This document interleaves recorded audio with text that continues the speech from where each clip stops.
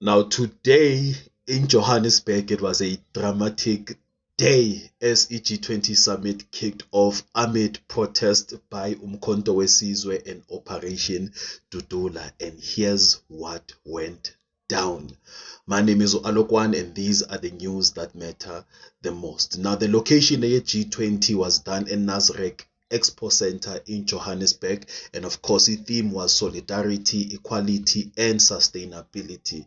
Now there were 42 countries including India, France and China's and notable absentees, which is US. Now US boycotted over claims of white Afrikaners genocide, which was debunked by South Africa. Now the agenda for this summit was to speak about debt relief, climate finance, critical minerals, and Africa's economic role.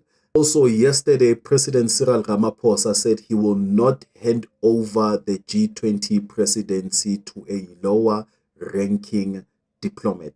During the summit, there were also protests and clashes. Now, MK, which is Umkhonto weSizwe, led by the former President Jacob Zuma, and Operation Dudula, which is led by Uzandile, they demanded meetings with President Cyril Ramaphosa over unemployment, poverty, and immigration. Now, violence erupted as police used tear gas, pepper spray, and water cannons to disperse the crowds near Nasrec. And also, there were two men that were arrested, aged 46 and 54, and are detained for assaulting an officer. Now, the leader of Operation Dudula, Uzanele Dabula, was pepper sprayed and accused police of corruption. Prior to this summit, there was also a nationwide shutdown led by Women for Change, protesting gender-based violence, and also criticized the summit as for the rich.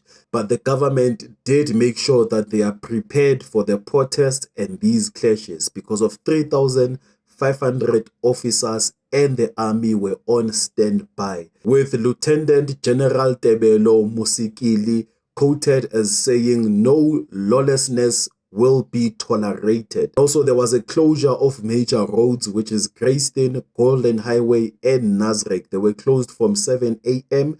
and they will remain closed until 10 p.m. The summit is still in action from today up until tomorrow, the 23rd of November. And if you still want to remain updated, all you have to do is like, share, and follow. But with everything that has happened today, what are your thoughts?